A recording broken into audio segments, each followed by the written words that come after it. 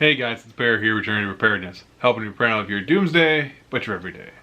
So on the 29th edition of the podcast, we talked about what we can learn from the Great Depression.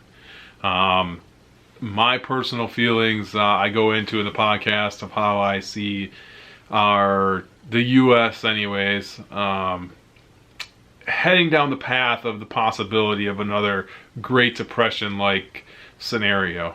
If you look back at the history of the Great Depression and what led to that, man, we're starting to cross a few of those, T's and dot a few of those I's there on those lines. It kind of concerns me a little bit and what our future brings, and I just feel like there's quite a bit that we should be looking back in history at and trying to learn from instead of trying to ignore. So I went through on the podcast, we went through, things that took place during the Great Depression and how we can learn, what things we can learn from and what we can look out for, kind of thing. I'm gonna look down here. I got some notes on my phone, sorry. So when I'm looking down, I apologize. I know it's not great video content to be looking down like that all the time, but I gotta keep track of where I am here. So one thing that took place a lot of was lootings and shootings. All right, crime rate. The crime rate went through the roof. Now the amount of crimes per person, I don't know statistically where we are versus all time. A lot of people like to think there's a lot more crime than there was back then, but there's a lot more people now, so it's hard to say, yeah, there's more crime, but statistically, how are those numbers? Percentage-wise, per capita, where are we at? I don't know. I've never actually sat down and done the research and looked it up, so, but it'd be interesting to find out that if the crime rate is actually, the amount of crimes, I believe, are higher because the population is higher, but is the rate of crime per, person, the percentage-wise, higher? I don't know. But during that Great Depression time, as people started to lose jobs, as people started to go hungry, the crimes went up higher and higher and higher as time went on. Crimes got, more and more. And in the society we live in now, there's no reason to think that that wouldn't happen. I mean, look at what happens now during a localized event like a hurricane and stuff like that. Look at how those crime rates. People start looting right away. And at that point, people are idiots because they're looting TVs and shit and stuff. Sorry. They're looting TVs and stuff, which isn't going to do them any good because they've got no power because they just had a hurricane run through and their house is flooded. But, whatever. I mean, look at what happens when a sports team wins a championship in some of these cities. Sports teams win the championship and all of a sudden they're flipping over cars and they're looting and, rioting and everything else. So just think if they had no food and they were on the verge of dying, what that would lead to.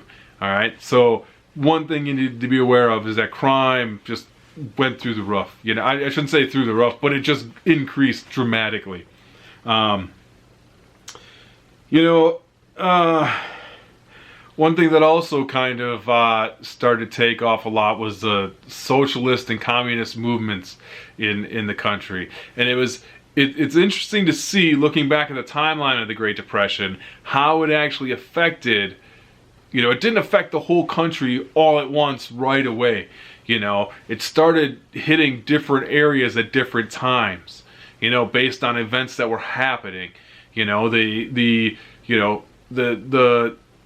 industry kind of taking a hit, like Ford Motor Company was a big one, and they were really big at the time. They had, I think like 60,000 employees at the time, which was huge, and people were moving across country and actually coming into the country from other countries, immigrants coming in just to try and go work at Ford Motor Company and standing outside for months upon months to try and get jobs.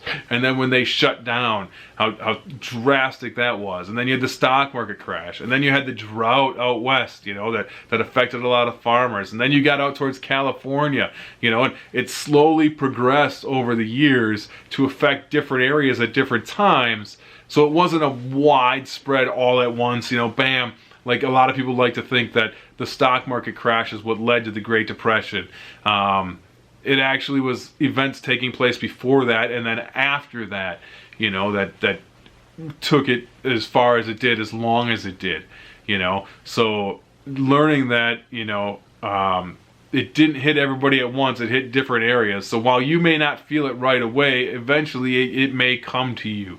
But the socialist and the communist movements that took place, you know, communism, the communist movement kind of took place more east, the uprising of communist parties trying to take over, and then the socialist party trying to take over out in California. And that was the start of the socialist movement in the Democratic Party.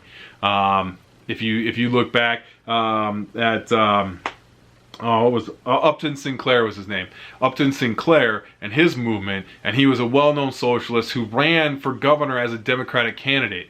But that was kind of the start of it, and that's led us to where we are now with these socialist Democratic candidates. And my personal thought is, if we have a Great Depression-like scenario, that is going to lead to the socialist movement really taking a big upturn. They're going to try and, you know, their motive is going to be capitalism didn't work. Look at history, the Great Depression before, yada yada yada. It's not working now. Even though we don't really have, I mean, we're kind of capitalist, but the government gets their hands involved way too much, and that's a story for another topic, or topic for another day. But I think that's going to be a huge push from the Socialist Party to try and get, you know, let us provide for you. Let the guy, and you can look back at what took place with what happened. You know, I mean, you can look back at all the government programs that came out of the Great Depression. All right, and the government takeover that basically was socialist-esque. We didn't have, you know, a lot of the things we have. You know, the unemployment insurance wasn't there. Social Security wasn't there. You know, the welfare and the food stamps and all that kind of stuff, that wasn't there before. That all came out of the Great Depression. All right, so just imagine what would come out of the next one, right? And people were clamoring for it. They were begging for it. They were begging for help, and instead of trying to find a way to help themselves. And you did have, the thing was, is you had pockets of communities that did help each other and help themselves, which I don't think would happen nowadays, because the communities are completely different now than they were back then. You don't know your neighbors now. You don't engage in community activities like you used to back then. So they were helping each other survive and still looking for assistance from the government. Nowadays, people don't help each other survive, and everybody's going to be blaming the government. And I shouldn't say everybody, but majority of people are going to be looking to get something out of the government. And if you can be prepared and have your prep set up, your food, your water, your supplies, right, and not have to rely on that government, that's going to help you get through this next Great Depression, whenever it comes, whenever it may be. All right, you know, but people were looking towards the government for help, and that's where a lot of these, like I said, these welfare systems and Social Security and all that stuff came out of there. The unemployment insurance, you know, all that stuff came out of the Great Depression. And there was a huge, I mean, this I didn't talk about in the podcast, but this I'm going to tell you in the video. In New York City during the Great Depression, 1 in 7 families relied on the government for assistance, for relief, depended on the government for relief. All right, Roosevelt gave out tons of money, created tons of government jobs. All right, so not only was he handing out relief to people, money to people, but he was also creating government jobs just to give people work. So it was all government money. It was all government money that they were relying on. And the government was printing money at the same time. The unemployment that was being given out, I got it right here. At that time, now you're talking 1940s. Okay, so 1940s, I mean, you know, you're talking a nickel for, you know, a 5-pound sack of flour, stuff like that. You know what I mean? Like, it's super cheap, okay? 17 million $750,000 monthly was given out in unemployment.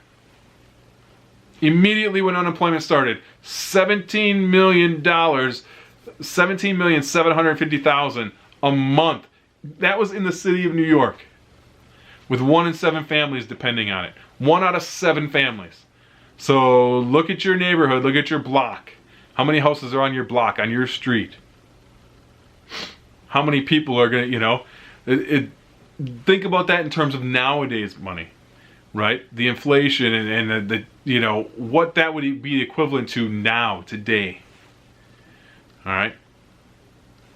Just, it's crazy. Here's another big one. All right? There was a group of veterans from World War I that were supposed to be, I believe it was 1945, was when they were supposed to be getting a bonus that they had earned through their service. And because of the Great Depression, a lot of them were falling on hard times. So they marched to D.C. to try and get Congress and the Senate to pass the bill to give them their money now. Because they needed it now. They needed that relief. They needed that funds because of what was going on in the country. All right. So they marched down there and were trying to get it to be, I think it was like 1945 or 46 was when they were supposed to get it. And you're talking early 1930s now. And they were trying to get this money. All right. So they marched on Washington to try and get this money and get it brought up. And it didn't pass. It actually got shot down. Now, that tells you, A, what our government does for our veterans, okay? Story for another day, topic for another day. But after that, General MacArthur took troops and forcefully removed them from D.C., and forcefully moved them further and further away from the capital after this.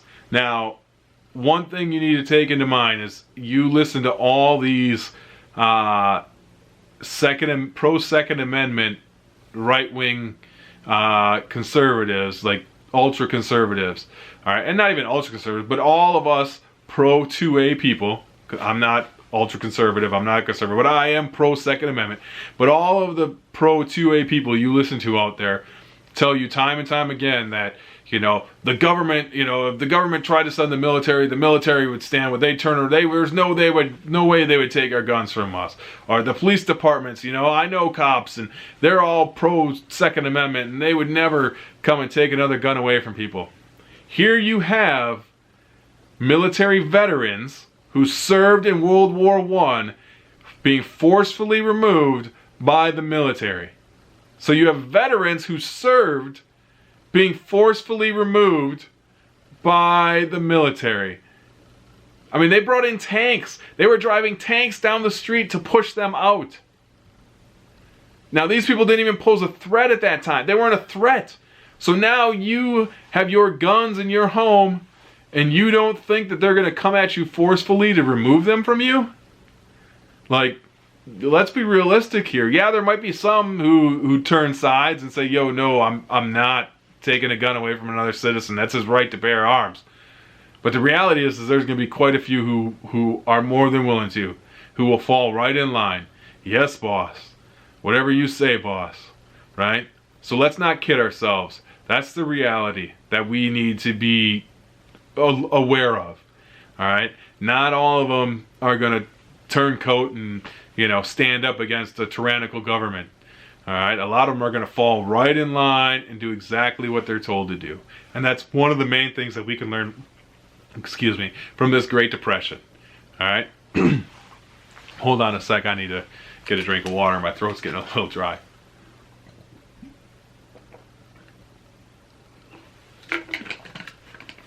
All right, I'm better now. I'm going to leave that in there too just for you guys, okay? Farmers. Huge issues, and this will be my last topic. If you want anything else, you can go listen to the podcast, all right? I'm just going to touch on this real quick. I don't want these to be real long videos. I apologize. Farmers had an overproduction of crops, and the prices were dropping, which caused them huge issues. What do we see going on now? What is going on right now in this country? We have 3 major crops that are overproduced, that the prices fluctuate and drop out, that farmers are barely getting by. corn, wheat, and soy. All right? Don't tell me we can't have this happen again. It's a reality. I personally believe it's coming. I believe it'll be after the next election, but within the next 4 years. 4.5 years, right? Election 2020. This November is the election. 2021, Trump will retake office because he's going to win. Whether you like it or not, that's a reality. Okay? And then within that 4 years, I believe we're going to be in for a hurting. My personal feelings. Take it for what it is. That's just how I feel. All right? If you want the rest of it, you want more information on things we learned from the Great Depression, go listen to the podcast. It's available on iTunes, Stitcher, Google Play, Spotify, wherever you listen to your podcasts, or you can go directly to our website, journeytopreparedness.net, and listen right from there. If you like the work we're doing here, if you like these videos, like the podcast, like all the content we're putting out, help us out by doing your shopping on journeytopreparedness.net/Amazon. Do all your Amazon shopping by starting there. Everything you do there helps us out. You don't have to buy any of the items I recommend on that page. Just click on one of the links. It takes you directly to Amazon. And from there, you can do your shopping as normal. It's no additional cost to you, no extra. It just helps us out a little bit, gives us a little kickback, all right? Don't forget to hit the like, subscribe, comment below if you've got anything else, any other items you'd like to add to my content here, and things we can learn from the Great Depression. Feel free to comment below. Anything else you want to talk about, hit me up, all right? Until next time, this has been Bear with Journey to Preparedness, helping you prepare not for your doomsday, but your everyday. Peace.